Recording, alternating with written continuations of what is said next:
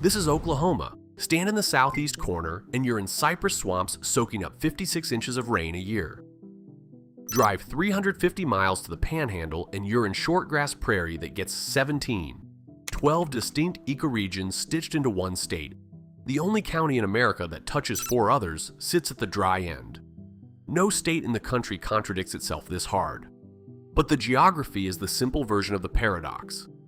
The political version is stranger, because the document running every inch of this state right now was written by socialists in 1907, and it's still in force, exactly as written.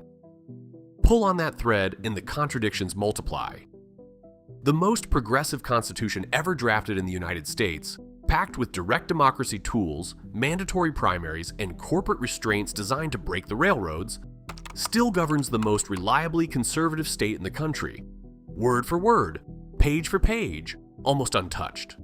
And it isn't one flip, it's 3 stacked on top of each other on a piece of land that was already opposite from itself. The answer to how socialists wrote a constitution that now runs the reddest state in America starts with one fact. Oklahoma wasn't settled like any other state. It was filled by force.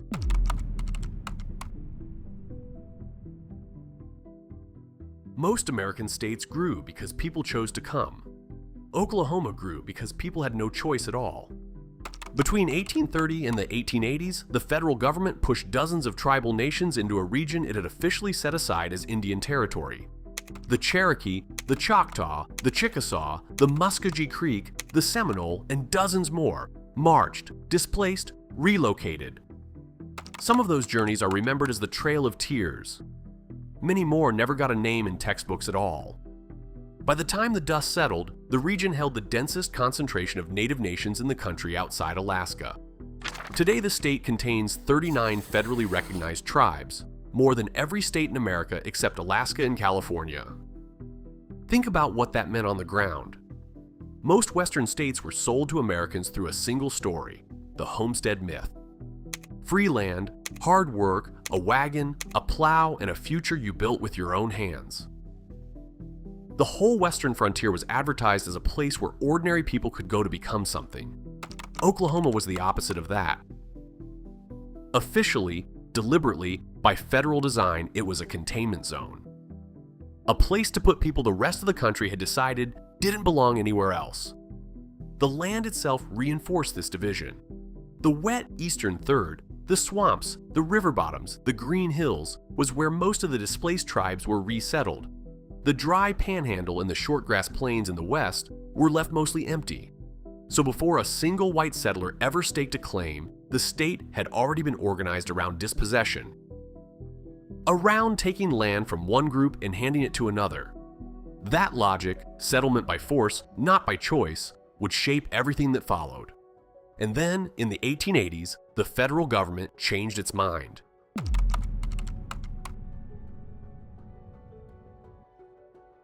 April 22, 1889, noon. A starting gun fires near the border of what's now Oklahoma, and roughly 50,000 settlers charge across an open line to grab a piece of nearly 1.9 million acres of land the government had just declared unassigned. This was not a settlement. It was a stampede. There was no orderly survey, no platted homesteading, no quiet process of registering claims at a county office. The system Washington designed was unique in the world, allocation by foot speed. Whoever could physically dash to a stake fastest won the plot. Tent cities like Oklahoma City and Guthrie appeared within hours. Streets were drawn in the dirt by men who'd arrived an hour earlier. Banks opened in canvas tents. Newspapers were printing within days. The romantic version of this story, the one that got reenacted in school plays for a century, leaves out almost everything that actually happened. The contemporary record is a mess of shootings, fistfights, fraud, and outright cheating. Settlers known as Sooners snuck across the line before noon to grab the best plots, hiding in creek beds and timber stands until the gun went off. Disputes over those early claims clogged the courts for years. A modern native historian, surveying the chaos of how it played out for the tribes whose land this legally still was, called the runs a bigger disaster than the next. What looked like a frontier romance was actually a process designed to fail people the moment it succeeded. The men who won plots were small farmers, broke and hopeful, exactly the kind of population that would end up crushed by debt to the railroads, the banks, and the merchants almost as soon as the dust settled.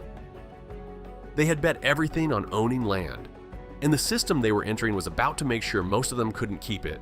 Out of dispossessed tribes, dispossessed tenant farmers, and dispossessed Sooners, a political movement was about to emerge that would make 1914 Oklahoma look more like 1914 Petrograd than 1914 Texas.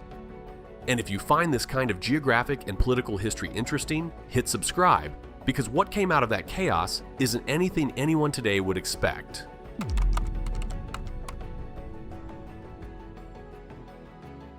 This is the chapter most viewers will not see coming. By 1914, the Socialist Party of Oklahoma had roughly 12,000 dues-paying members, more than the Socialist Party of New York. More than most industrial states could claim during the high water mark of American radicalism. Read that again. The Socialist Party in Oklahoma, the state we now call the reddest in America, was, for a brief window, one of the strongest socialist movements in the entire country. It wasn't a fluke, it was a flood. By that point, the Socialist Party of Oklahoma had elected approximately 175 officials statewide, including 6 state legislators. Tenant farmers, crushed by mortgages they couldn't pay and prices they couldn't control, organized into agrarian radical movements that, in some elections, took close to 1 in 5 votes. The party held giant outdoor encampments, week-long political revivals with tents, music, speeches, and crowds in the thousands. Socialist newspapers circulated in every corner of the state. The rhetoric was openly anti-capitalist, openly anti-corporate, and openly aimed at the railroads, the banks, and the cotton merchants who held tenant farmers in permanent debt. And here's where the geography from the opening starts to pay off. Look at where the socialist vote concentrated. Not the dry Panhandle. Not the empty plains. The wet eastern third, the same land where the displaced tribes had been resettled, the same land the land run had filled with debt-loaded white tenants. 3 layers of grievance stacked on top of each other in the same belt of country. If you wanted to find the most socialist place in America in the early 20th century, you wouldn't have looked at the factories of the Northeast. You wouldn't have looked at the mining camps of Colorado. You'd have looked at the cotton bottoms of eastern Oklahoma. And when those same farmers, organizers, and Democrats walked into a constitutional convention in 1906, the document they wrote wasn't a compromise. It was a manifesto.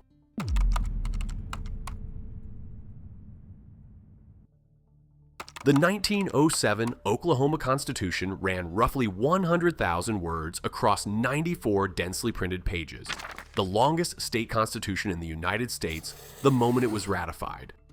It is still the longest. It is still in force. Almost nothing has been touched. To understand how strange that document was, you have to understand who was watching when it was written. William Jennings Bryan, 3-time Democratic presidential nominee, the loudest progressive crusader in the country, the man whose speeches set the rhetorical floor for American populism, addressed the Oklahoma delegates and told them plainly that it would be their own fault if they didn't frame the best constitution ever written. When they finished, he publicly declared they had done exactly that.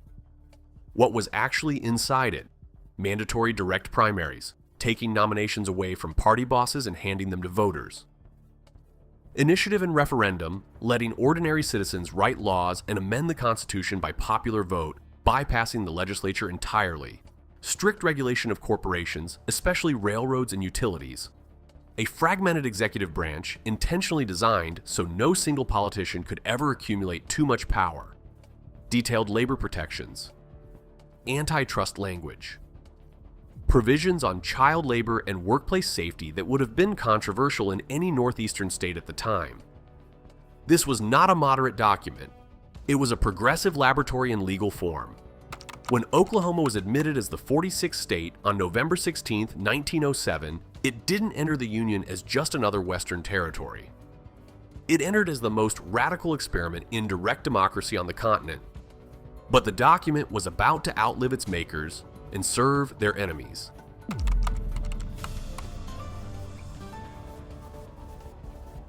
the radical tradition didn't fade. It was killed, August 1917. A few hundred mostly tenant farmers in eastern Oklahoma, furious about being drafted to fight a European war they viewed as a rich man's project, attempted an armed march toward Washington. They ate green corn from the fields as they went. The press named it the Green Corn Rebellion. Within days, local authorities and federal forces shut it down. That was the excuse. What followed was the demolition. Wartime repression, federal sedition laws, anti-radical raids, mass arrests of Socialist Party organizers gutted the movement in months. The Espionage Act of 1917 and the Sedition Act of 1918 turned ordinary socialist organizing into a federal crime. Speaking against the war could land you in prison for years. Distributing a pamphlet could get a newspaper shut down for good. The post-war Red Scare finished the job. Editors were jailed. Local party leaders were run out of their counties. The encampments, those huge week-long gatherings that had been the social engine of the movement, simply stopped happening and never came back. The 12,000-member party of 1914 was effectively gone by 1920. Meanwhile, the democratic machine that had absorbed populist energy in the eastern part of the state was making a different kind of choice. It locked in Jim Crow laws. The state's first legislature in 1907 passed segregation statutes within weeks of statehood, and a 1910 Grandfather Clause Amendment effectively stripped most black Oklahomans of the right to vote. The same direct democracy machinery the progressives had built was used to ratify it. The Democratic Party tied itself to white supremacy across southeastern Oklahoma, the region locals call Little Dixie. The progressive coalition that had once stitched together tenant farmers, displaced tribes, and black sharecroppers fractured along racial lines from the inside while the federal government broke it from the outside. By the early 1920s, Oklahoma still had its constitution. It just no longer had the political movement that wrote it. The toolkit survived. The hands that built it did not. And as the radical engine died at home, the national party that conservative Oklahomans had committed to was about to make a turn they would not follow.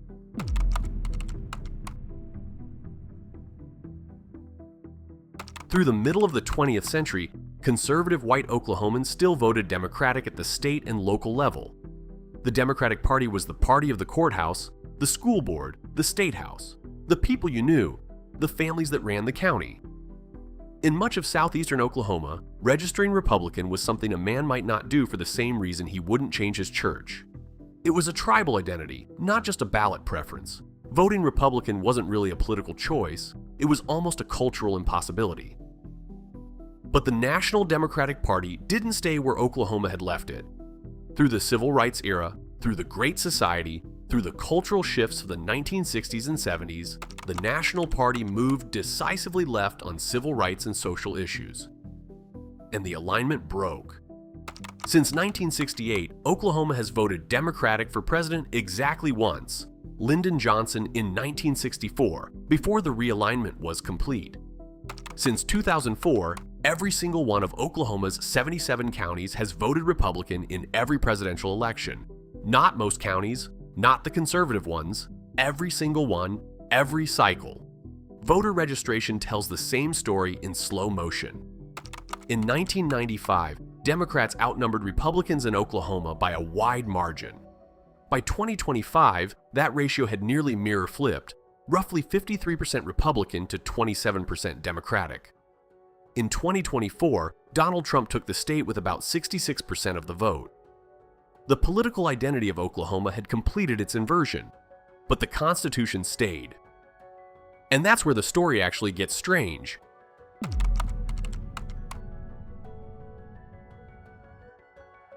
The same initiative and referendum mechanisms that progressives wrote into the 1907 Constitution to break corporate power and empower ordinary voters are now the primary engine of conservative policy in Oklahoma. Initiative-driven amendments and ballot measures, the direct democracy machinery Bryan praised in 1907, now entrench strict abortion bans, conservative judicial constraints, and a steady stream of right-leaning policy outcomes. Oklahoma runs some of the highest incarceration rates in the country, including one of the highest female incarceration rates in the world. It is among the most aggressive users of capital punishment in the United States. The fragmented executive branch, the one progressives designed specifically so no single politician could accumulate too much power, now keeps any single moderating force from emerging in a Republican-dominated environment. Power gets distributed across multiple offices. All of those offices are held by the same coalition. The mechanism is the same. The output is opposite.